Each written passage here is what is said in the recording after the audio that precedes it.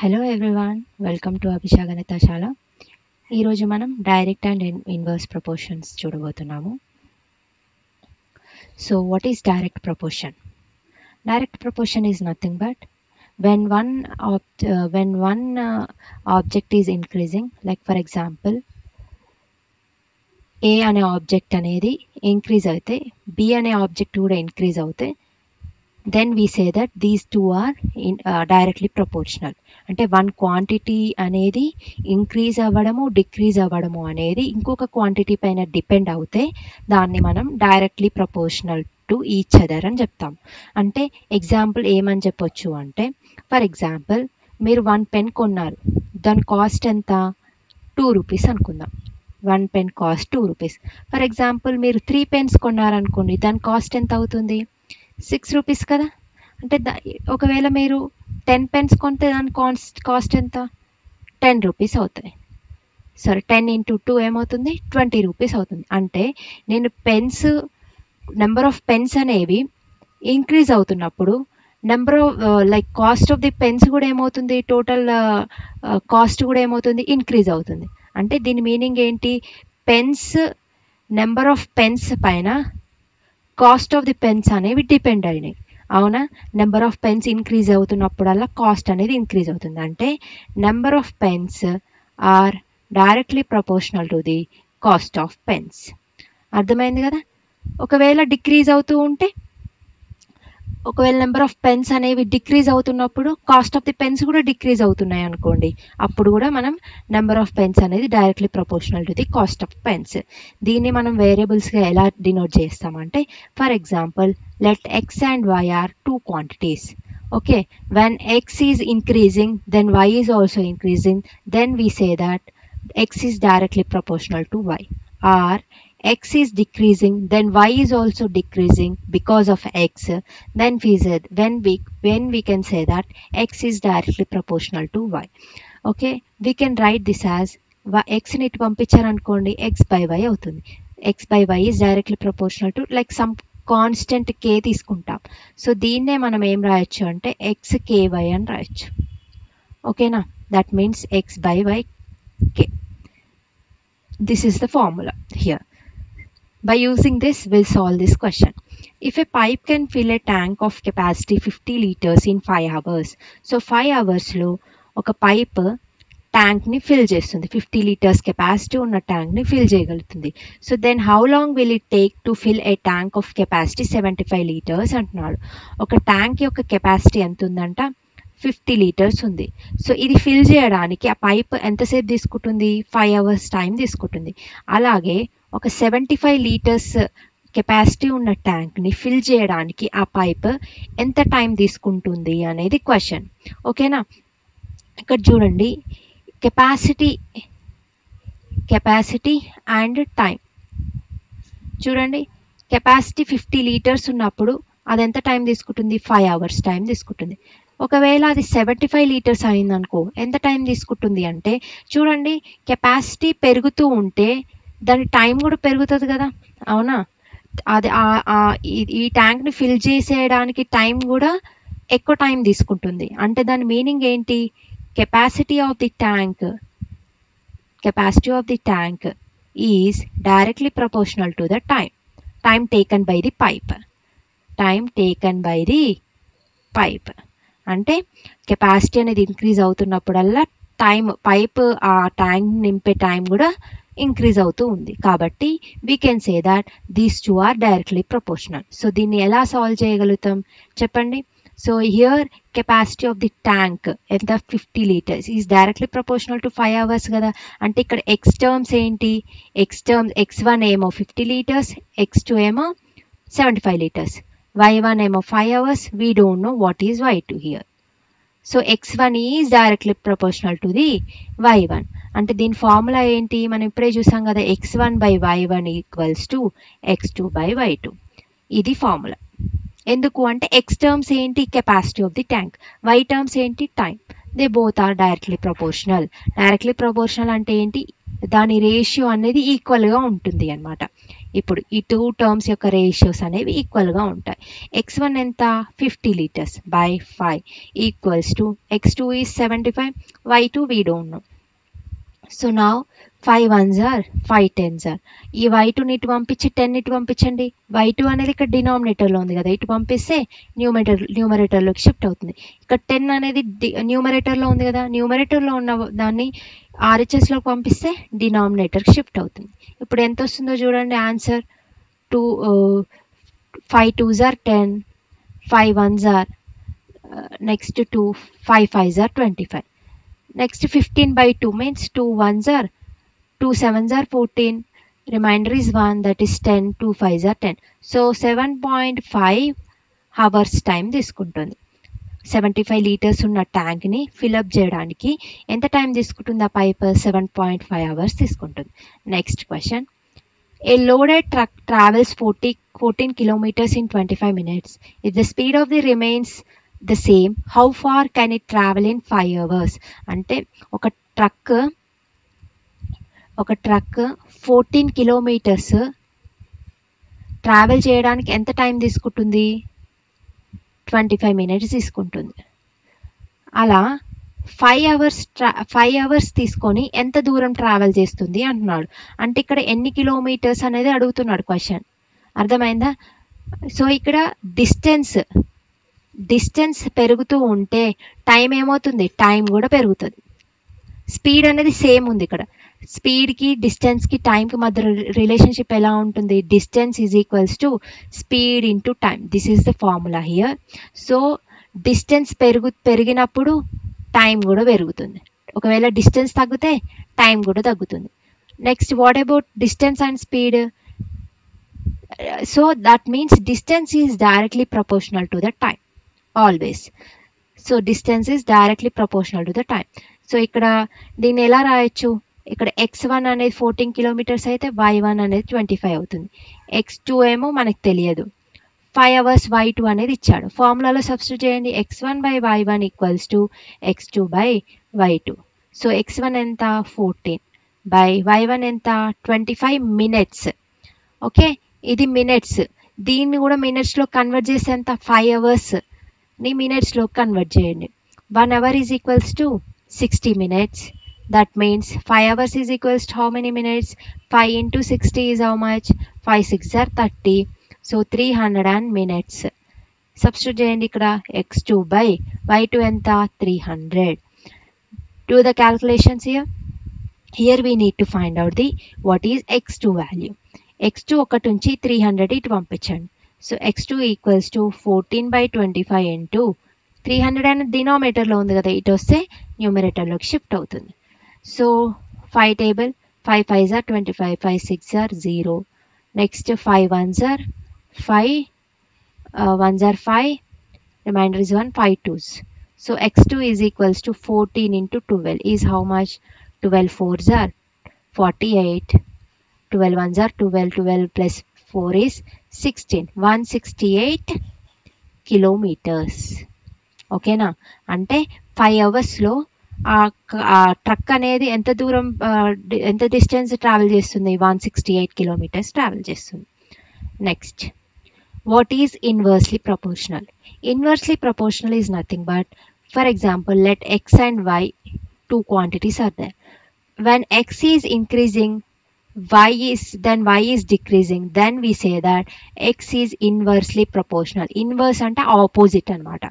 So we can say that x is inversely proportional to y. Inversely అన్నప్పుడు ఇలా రాయాలి, 1 by y అని రాయాలి. డైరెక్ట్లీ అన్నప్పుడు x is directly proportional to y అని రాస్తాం. ఇన్వర్స్లీ అన్నప్పుడు కూడా సేమ్ సింబల్ రాస్తాం, but will write 1 by y అని రాస్తాం. సో దీన్ని ఈక్వల్స్ టుగా రాసినప్పుడు మనం ఒక కాన్స్టెంట్ని రాసుకోవాలి, k into 1 by y. Here k is the constant term. When you send y that side, you will get xy is equals to k. So this is the formula. Okay, x1 y1 is equals to x2 y2. So we solve one question based on this. If 36 workers can build a wall in 12 days, 36 workers ఉన్నారు, 36 workers ఉన్నారు, వాళ్ళు ఎంత time తీసుకుంటున్నారు? Number of days, number of workers. Number of days 12. 36 workers can build a wall in 12 days. How many days will 16 workers take to build the same wall అంటున్నాడు. అంటే ఇక్కడ 16 workers ఇచ్చారు, ఎంత టైం తీసుకుంటారు అంటున్నాడు. Assume the number of working hours per day is constant. Working hours అనేవి same ఉండదు అని చెప్తున్నారు అనమాట. సో నెంబర్ ఆఫ్ వర్కర్స్ అనేవి వాళ్ళు ఇంక్రీజ్ అయినప్పుడు నెంబర్ ఆఫ్ డేస్ అనేవి తగ్గుతుంది కదా. మ్యాన్ పవర్ పెరిగినప్పుడు వాళ్ళు చేసే పని అనేది ఎక్కువ చేస్తారు కదా. ఎక్కువ ఎక్కువ ఎక్కువ మ్యాన్ పవర్ పెరిగినప్పుడు నెంబర్ ఆఫ్ డేస్ అనేది తగ్గుతూ ఉంటాయి. అంటే ఒక వర్కర్ ఉన్నాడు, తను లైక్ 10 daysలో కంప్లీట్ చేసే పని ఒకవేళ 2 workers ఎన్ని డేస్లో కంప్లీట్ చేస్తారు? 5 days కదా. Half of number of days time మాత్రమే తీసుకుంటారు కదా. అంటే ఒక 1 worker చేసే పని 2 workersకి వెళ్ళేసరికి అది 5 daysకి షిఫ్ట్ అవుతుంది. అంటే నెంబర్ ఆఫ్ వర్కర్స్ ఇంక్రీజ్ అయినప్పుడు నెంబర్ ఆఫ్ డేస్ ఏమవుతుంది? తగ్గిపోతుంది. అదే ఒకవేళ నెంబర్ ఆఫ్ వర్కర్స్ తగ్గింది కదా ఇక్కడ, అప్పుడు నెంబర్ ఆఫ్ డేస్ ఏమవుతుంది? పెరుగుతాయి. అర్థమైందా? That means number of workers are inversely proportional to the number of days. Just మనం ఇక్కడ కామన్ సెన్స్ యూజ్ చేస్తే సరిపోతుంది. మ్యాన్ పవర్ పెరిగినప్పుడు వాళ్ళు చేసే వర్క్ కూడా పెరుగుతుంది కాబట్టి టైం అనేది తగ్గిపోతుంది, నెంబర్ ఆఫ్ డేస్ అనేది తగ్గిపోతుంది. ఓకేనా? నెంబర్ ఆఫ్ మ్యాన్ పవర్ తగ్గినప్పుడు అంటే నెంబర్ ఆఫ్ వర్కర్స్ తగ్గినప్పుడు నెంబర్ ఆఫ్ డేస్ ఏమవుతాయి? ఇంక్రీజ్ అవుతాయి. కాబట్టి ఇన్వర్స్లీ ప్రపోర్షనల్ ఉన్నాయి అని చెప్పొచ్చు. So here x1 you take as 36, y1 is 12, x2 is 16, y2 we don't know. So we have to find out that. So x1 y1 is equals to x2 y2 is the formula. x1 ఎంత? 36, y1 ఎంత? 12, x2 ఎంత? 16, y2 we don't know. Send 16 other side. So y2 equals to 36 into 12 by 16. Okay, 4 4s are 4 3s are 4 1s are 4 9s are. So y2 is equals to 9 into 3 is 27. So ఎన్ని days తీసుకుంటారంట? 16 workers 27 days తీసుకుంటారు. Next question. Ration is available for 100 students in a hostel for 40 days. How long will it last if 20 more students join in the hostel after 4 days అంటున్నాడు. ఇక్కడ ration అనేది available for 100 students in hostel for 14 days.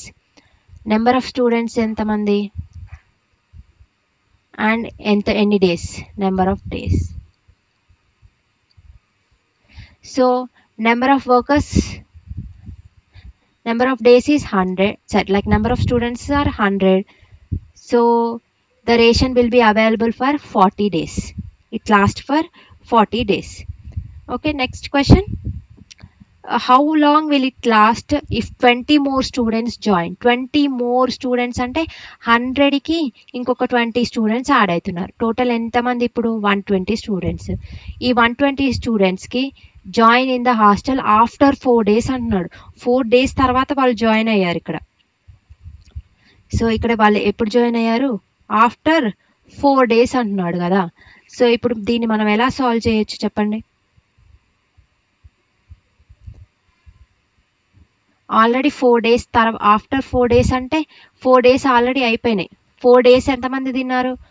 4 days 100 students మాత్రమే ఉన్నారు. ఓకేనా? After 4 days నుంచి some 4 + x నుంచి 120 members add అయ్యారు. So ఇప్పుడు వీళ్ళకి ఎంత రేషన్ పడుతుంది అంటున్నాడు కదా క్వశ్చన్ అనేది. సో ఇక్కడ మనం ఏం తీసుకుందాము అంటే ఇది y2 we don't know how much this number of days we don't know. How to solve this one? 40 అనేది ఇప్పుడు ఏమైంది? 36 daysకే అవుతుంది. అవునా? 36 days వరకు ఎంతమంది స్టూడెంట్స్ ఉన్నారు? 100 స్టూడెంట్సే ఉన్నారు. అవునా? ఎందుకు 36 చేశాను? After 4 days 20 members has joined. అంటే ఆఫ్టర్ 4 days అంటే 40 - 4 చేయాలి కదా. సో 36 days 100 మెంబర్సే ఉన్నారు. రిమైనింగ్ డేస్ 20 మెంబర్స్ జాయిన్ అయ్యారు కాబట్టి, సో దీన్ని మనం ఎలా చెప్తాము, నెంబర్ ఆఫ్ స్టూడెంట్స్ పెరిగినప్పుడు నెంబర్ ఆఫ్ డేస్ ఏమవుతాయి, తగ్గుతుంది. రేషన్ అనేది వాళ్ళకి తగ్గిపోతుంది, నెంబర్ ఆఫ్ డేస్ అనేది తగ్గిపోతుంది కాబట్టి ఇన్వర్స్లీ ప్రపోర్షనల్ ఉంటుంది. సో ఇన్వర్స్లీ ప్రపోర్షనల్ కాబట్టి ఇక్కడ ఏమవుతుంది formula, so x1 into y1 equals to x2 into y2. So x1 ఎంత, ఇక్కడ x1 అనేది 100 ఇంటూ 36 ఈక్వల్స్ టు x2 ఎంత, ఇక్కడ 120 ఇంటూ y2. చూడండి y2 వాల్యూ కనుక్కోవాలి కాబట్టి 120 అటు పంపించండి. 100 into 36 by 120. Take 4 table, 4 3s are 12, 4 9s are 36, 3 10s are 3 3s are 10 1s are 10 10s are, that is 10 into 3 is 30. So 30 days మాత్రమే మిగులుతుంది 120 స్టూడెంట్స్కి. రేషన్ అనేది ఇంకా ఎన్ని డేస్ వరకు వస్తుంది అంటే 30 days వరకు వస్తుంది. అర్థమైంది కదా క్వశ్చన్, ఇక్కడ డైరెక్ట్ ఇవ్వలేదు. రేషన్ 100 స్టూడెంట్స్కి 40 days పడుతుంది. How long will it lost if 20 more students join in the hostel after 4 days అంటున్నాడు. 4 days తర్వాత అంటున్నాడు కాబట్టి మనం నెంబర్ ఆఫ్ డేస్ అనేది ఏమవుతుంది, 36 అవుతుంది for 100 students. Remaining 20 more students has join, that is 120. So మనం ఇక్కడ 100 స్టూడెంట్స్ 36 days తింటే 120 స్టూడెంట్స్ ఎన్ని డేస్ తింటారు అనేది ఇక్కడ question. Next 6 pumps are required to fill a tank in 1 hour 20 minutes. How long will it take if only 5 pumps of the same type are used? So 6 pumps are required to fill a tank in 1 hour 20 minutes అన్నాడు కదా. So pumps number of pumps ఎన్ని, ఇక్కడ 6 pumps. Time ఎంత, how much time it has taken, 1 hour 20 minutes time it is taking కదా. Next ఏంటి, only 5 pumps are there, so how much time it is taken by the pumps to fill that tank అంటున్నాడు. So చెప్పండి, number of pumps పెరిగినప్పుడు time ఏమవుతుంది, decrease అవుతుంది కదా. Time taken by the pumps will be decreased.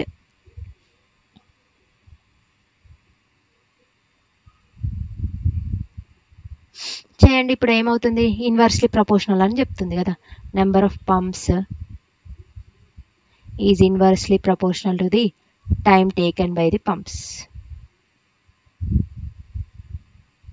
So formula x1 y1 equals to x2 y2. ఇక్కడ x1 ఏంటి 6, x2 5, y1 ఏంటి 1 hour 20 minutes, y2 ఏంటో తెలియదు. 1 hour 20 minutesని నేను మినిట్స్లో కన్వర్ట్ చేస్తాం. 1 hour ఈజ్ ఈక్వల్స్ టు 60 కదా. So 1 hour plus 20 minutes, how much, 60 minutes plus 20 minutes, that is 80 minutes. Substitute చేయండి ఫార్ములాలో. 6 into 80 equals to 5 into y2. So that is, send 5 other side, y2 equals to 6 into 80 by 5. That is 5 ones are 5, remainder is 3, 5 6 are 13, 16 6, how much, 96.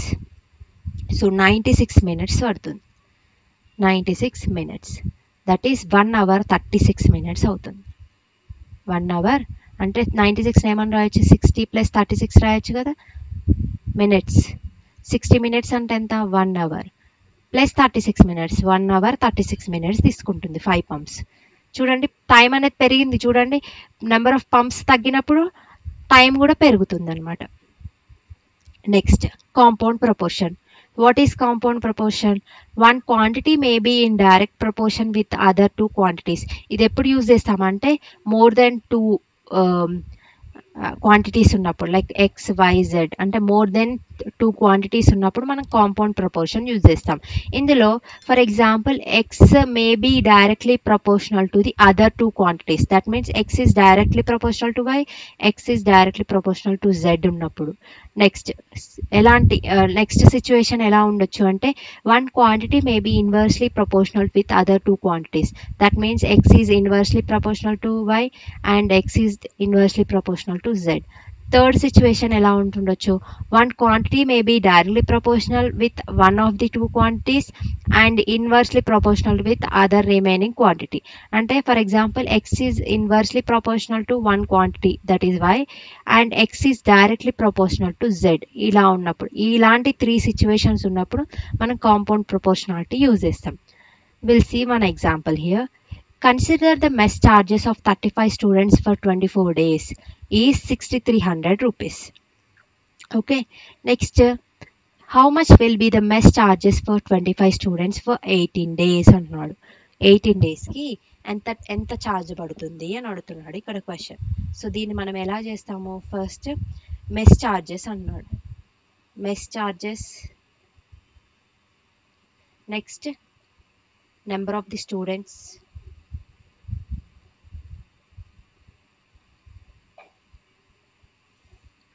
cost, number of the students and number of the days. Mess charges enta 6,300, number of students enta 35 and number of days enta ante 24 students, sorry 24 days. So how much will be the mess charges annadu, this one we don't know, for 25 students and for 18 days. Total 3 quantities ఇచ్చారు అంటే మనం compound proportionality use చేస్తున్నాం. ఇక్కడ చూడండి mess charges అనేవి directly proportional to the number of the students. అవునా, number of students పెరిగినప్పుడు mess charges కూడా పెరుగుతుంది. మెస్ ఛార్జెస్ అనేవి directly proportional to the number of the students. అంటే మెస్ ఛార్జెస్ ఎంత ఇక్కడ 6, that means x by y, x1 y1 equals to x2 by y2 ఇలా ఉంటుంది. సో దీన్నే మనం ఏమని రాయొచ్చు, x1 అంటే ఎంత ఇక్కడ 6,300 కదా, 6,300 by y1 ఎంత we don't know equals to 35 by 25. Next దీన్నే మనం ఏమని రాయొచ్చు, 35 by 25 అంటే 5 7s are 5 5s are. So that means 6,300 is to రాస్తాను, రేషియోలో కన్వర్ట్ చేస్తున్నాను, 7:5. So next mess charges number of డేస్కి ఎలా ఉంటుంది, నెంబర్ ఆఫ్ డేస్ ఇంక్రీజ్ అవుతుంటే మెస్ ఛార్జెస్ కూడా ఇంక్రీజ్ అవుతాయి కదా, అంటే ఇది కూడా డైరెక్ట్లీ ప్రపోర్షనలే ఉంది. ఫస్ట్ సిచ్యువేషన్ ఇది. సో మెస్ ఛార్జెస్ ఎంత 6,300 by y1 equals to z1 by z2, దీన్ని z అని తీసుకోండి, ఏమవుతుంది 24 by 18. దీన్ని ఏమని రాయొచ్చు 3 టేబుల్లో 3 8s are 3 6s are 2 4s are 2 3s are 4 by 6. 6,300 is to y1 equals to 4:3. So దీనికి మనం కాంపౌండ్ రేషియో తీయాలి. ఇప్పుడు ఈ 6,300 is to y1 equals to 7:5, 6,300 is to y1 equals to 4:3ని మనం కాంపౌండ్ రేషియో తీయాలి. కాంపౌండ్ రేషియో ఎలా తీస్తాము, 6,300, I'll take one more page here.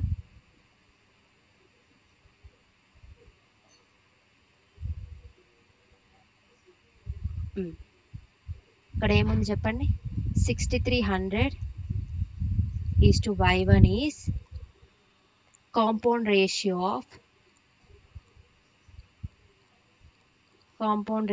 of ఎంత ఇక్కడ 7:5 and 4:3, 7:5 and 4:3. కాంపౌండ్ రేషియో అంటే ఎలా చేస్తాం చెప్పండి, extreme, like how do we do compound ratio, 7 into 4 is to 5 into 3 చేయాలి. 7 into 4 ఈజ్ టు 5 into 3. ఇది రేషియో అండ్ ప్రపోర్షన్స్లో నేర్చుకుంటాము. So 6300 is to y1 equals to 7 4s are ఎంత, 7 4s are 28 is to 5 3s are ఎంత, 15. Next ఇప్పుడు ఇదేంటి, ఇప్పుడు మనం దీనికి product of the means equals to product of the extremes చేయాలి. టూ రేషియోస్ ఈక్వల్ అయినప్పుడు ఇలా సాల్వ్ చేయాలి మనం. Product of the means equals to product of the extremes. అంటే మీన్స్ అంటే ఇవి మిడిల్వి, ఎక్స్ట్రీమ్స్ అంటే ఇవి. So product of the means అంటే ఈ మిడిల్లో ఉన్న ఈ ఫస్ట్ రేషియోలో సెకండ్ క్వాంటిటీ, ఫస్ట్ రేషియోలో సెకండ్ రేషియోలో ఫస్ట్ క్వాంటిటీని మల్టిప్లై చేయాలి. y1 into 28 equals to product of the extremes ఏంటి, 6300 into 15. y1 is equals to 6300. Two ratios అనేది డైరెక్ట్లీ ప్రపోర్షనల్ ఉన్నప్పుడు ఇలా సాల్వ్ చేయాలి మనం. సో సాల్వ్ చేయండి. ఇప్పుడు ఏ టేబుల్లో వస్తుంది, 7 table. 7 4s are 7 9s are 900 and 4 1s are 4 2s are 8, remainder is 1. 4 2s are 8, remainder is 2. 4 5s are 10. So that is 225 into 15 is how much, 15 5s are 75, 15 2s are 30, 30 plus 7 is 37, 15 2s are 30, 30 plus 3 is 33 rupees. ఓకేనా. Number of days 18 అయ్యి number of students 25 members ఉన్నప్పుడు mess charges ఎంత అవుతున్నాయి, 3375 rupees అవుతుంది. Number of students తగ్గారు, అప్పుడు days కూడా తగ్గుతుంది. Days తగ్గాయి కాబట్టి మెస్ ఛార్జెస్ కూడా తగ్గిపోతాయి. Next 12 painters can paint a wall of 180 meters long in 3 days. Number of painters,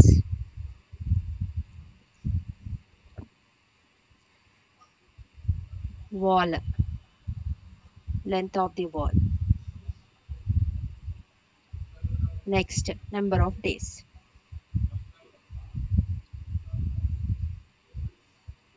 చూడండి, నెంబర్ ఆఫ్ పెయింటర్స్ ఎంతమంది ఉన్నారు ఇక్కడ, 12 పెయింటర్స్. 180 meters లెంత్ ఉన్న వాల్ని వాళ్ళు ఎన్ని డేస్లో బిల్డ్ చేశారు, కన్స్ట్రక్ట్ చేశారు అంటే 3 days.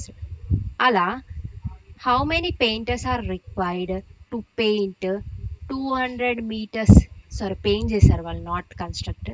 సో 200 meters ఉన్న వాల్ని ఎన్ని డేస్లో వాళ్ళు పెయింట్ చేయగలిగారు, 5 daysలో పెయింట్ చేయగలిగారు అని అడుగుతున్నారు. How many painters are required to paint 200 meters wall in 5 days అంటున్నాడు. సో నెంబర్ ఆఫ్ పెయింటర్స్ కనుక్కోవాలి. ఇక్కడ చూడండి, నెంబర్ ఆఫ్ పెయింటర్స్ పెరిగినప్పుడు అప్పుడు number of length of the wall ఏమవుతుంది, పెయింటర్స్ పెరిగినప్పుడు ఈజీగా వాళ్ళు లైక్ ఎక్కువ వర్క్ చేయగలుగుతారు కదా. అంటే నెంబర్ ఆఫ్ ది పెయింటర్స్ అనేవి directly proportional to the length of the wall. అంటే ఎక్కువ పోర్షన్ ఆఫ్ ది వాల్ని దే కెన్ పెయింట్. పెయింటర్స్ ఎక్కువ మంది ఉన్నప్పుడు వాళ్ళు లైక్ ఎక్కువ పోర్షన్ వాల్ని వాళ్ళు పెయింట్ చేయగలుగుతారు. సో కాబట్టి ఇక్కడ నెంబర్ ఆఫ్ ది పెయింటర్స్ అనేది లెంత్ ఆఫ్ ది వాల్కి డైరెక్ట్లీ ప్రపోర్షనల్ ఉంది. ఫార్ములా ఏంటి, x1/y1 is equals to x2/y2. దీన్నే రేషియోగా రాయొచ్చు. x1 is to y1 equals to x2 into y2. డైరెక్ట్గా నేను రేషియోలోకి రాస్తున్నాను చూడండి. 12 is to y1 equals to x2 ఎంత 180 ఈజ్ టు y2 ఎంత 200. సో దీన్నే మనం ఏమని రాయొచ్చు, 180/200 ఏమవుతుంది, 0 0 will get cancel, 2 9s are 2 10s are. So 12 is to y1 equals to 9 is to 10 అవుతుంది. ఇది ఒక ratio, first ratio. Next second one ఏంటి, number of the painters. Number of the painters workers పెరిగినప్పుడు వాళ్ళు తీసుకునే నెంబర్ ఆఫ్ డేస్ ఏమవుతాయి, తగ్గుతుంది కదా. So number of the painters is inversely proportional to the number of the days. అంటే inversely proportional కాబట్టి formula ఏంటి, x1/y1 is equals to x2/y2. దీన్నే మనం ఏం రాయొచ్చు, x2ని ఇటు పంపించి y1 ఇటు పంపిస్తే x1/x2 ఈక్వల్స్ టు y1/y2. అంటే రేషియోలో కన్వర్ట్ చేయండి ఇక్కడ. సారీ, ఇక్కడ z తీసుకోండి, ఇది z1 z2 z1 z2 z2. So x1 by x2 is equals to z1 by z2. So దీన్ని ఏం రాయొచ్చు, x1 ఎంత 12,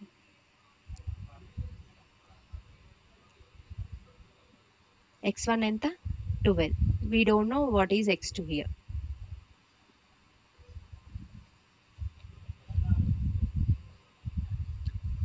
z1 ఎంత, z1 is ఇన్వర్స్ కదా. సో ఇన్వర్స్ కాబట్టి ఇది z2 అవుతుంది, ఇది z1 అవుతుంది. సో z2 by z1 అంటే 5:3. సో నెక్స్ట్ ఈ 192 by 192 what can we do here, 12:x, same compound ratio of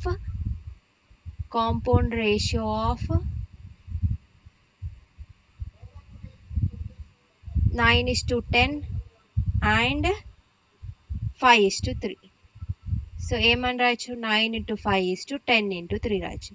so 12:x is equals to 9 into 5 ఎంత 45 is to 10 into 3 ఎంత 30. ఇప్పుడు product of the means is equals to product of the extremes చేయండి, ఎంత అవుతుంది, 12 into 45 is equals to x into 30 అవుతుంది.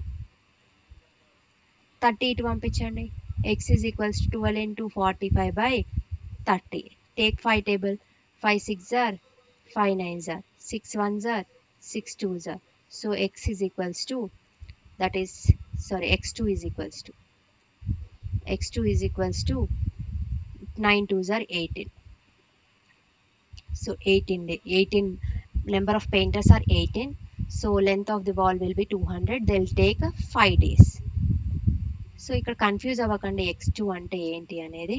ఇక్కడ నేను y1గా తీసుకున్నాను, బట్ ఇక్కడ x2గా తీసుకున్నాను. Don't confuse here, take x otherwise. ఇక్కడ కూడా x తీసుకోండి, బెటర్, కన్ఫ్యూజన్ లేకుండా. ఓకే, సో ఈ క్వశ్చన్కి ప్రీవియస్ క్వశ్చన్కి అండ్ ఈ క్వశ్చన్కి డిఫరెన్స్ ఏంటి చూడండి. ప్రీవియస్ క్వశ్చన్లో ఏమైంది, ఈ క్వాంటిటీ అనేది x అనే క్వాంటిటీ అనేది is directly proportional to both y and z. Previous క్వశ్చన్లో ఎలా ఉంది, x అనేది directly proportional to the one of the quantities and inversely proportional to the remaining quantity. So దానికి మనం ఎలా సాల్వ్ చేసాము, x డైరెక్ట్లీ ప్రపోర్షనల్ కాబట్టి దీని రేషియో ఇన్వర్స్ తీసేసుకొని సేమ్ కాంపౌండ్ రేషియోలోనే మార్చాం. ఇక్కడ ఏంటి అంటే 4:3 అనే రాసాం డైరెక్ట్గా, అక్కడ మాత్రం ఇన్వర్స్లీ ప్రపోర్షనల్ కాబట్టి 3:4గా రాసాం. అదొక్కటి డిఫరెన్స్గా చూడండి. ఇక్కడ చూడండి, ఇన్వర్స్లీ ప్రపోర్షనల్ కాబట్టి ఇక్కడ రేషియో అనేది ఎలాగా మారింది, 3/5 కాస్త 5/3గా మారింది. ఎందుకు అంటే ఇన్వర్స్లీ ప్రపోర్షనల్ కాబట్టి, x అనేది ఇన్వర్స్లీ ప్రపోర్షనల్ టు z కాబట్టి ఈ రేషియో అనేది రివర్స్ అయింది, 5:3 అయింది. 5:3 అయి సేమ్ రిమైనింగ్ ప్రాసెస్ అంతా సేమ్ కాంపౌండ్ రేషియో అనేది తీసాం. Only that is the difference. Thank you for watching this video. For more videos subscribe to Avisha గణిత శాల.